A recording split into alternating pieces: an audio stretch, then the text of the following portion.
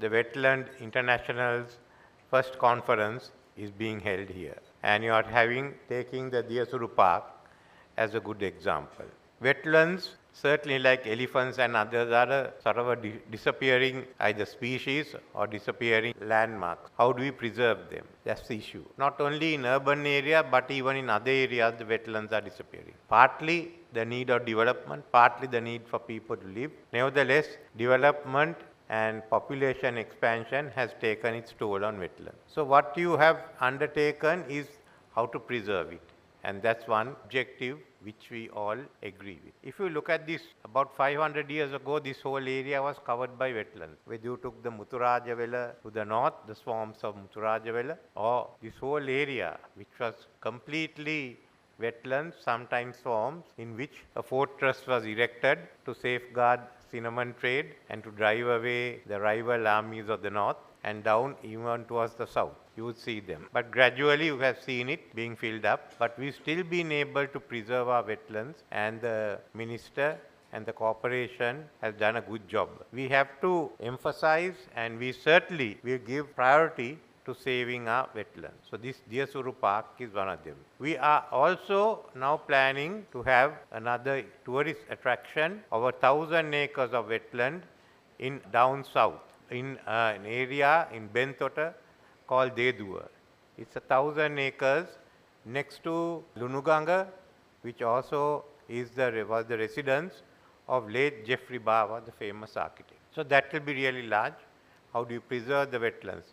As you go along, you get some more wetlands in Akurala that has to be preserved. So many of the wetlands will be preserved. Some will also have tourism, eco-friendly tourism. Certainly that's one area. That's just one part of what we are doing for eco-tourism, wetlands. We are taking about another 1,000 acres next to Horton Plains to ensure that we have another eco-tourist area that comes in there. So Sri Lanka will identify and will start certainly safeguarding these areas such as what is needed here as wetlands. But what we feel is that there's a lot more in the world that we have to safeguard. So we are also promoting the concept of the tropical belt. It's in the tropical belt you find the wetlands, the savannas, wherever you can certainly, these are the crucial area if you want to combat climate change. These are the sinks that are in the world. This all mainly in the tropical belt. So why don't we save them all or do our best to preserve?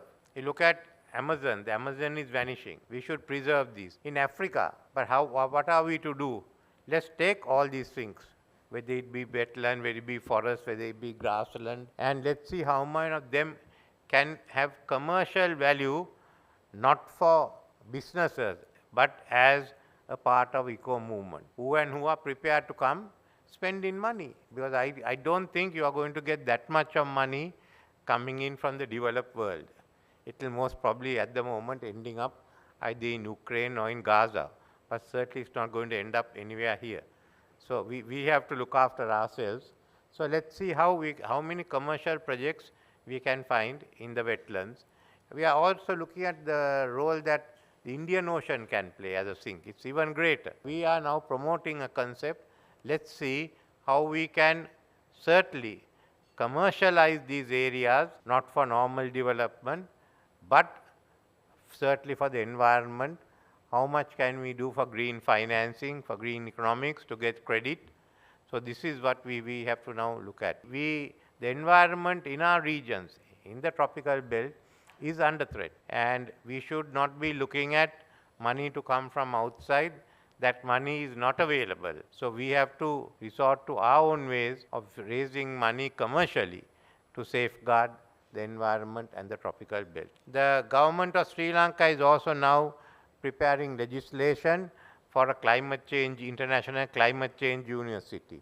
The first of its kind, which will be linked to many other climate change centers, where on the lines of the East-West Center, people would come in for short-term training or for postgraduate studies. It certainly will be, it will be the center of a climate change educational and research network. So these are the two major proposals that Sri Lanka will put forward, and we hope to pursue it in the coming years.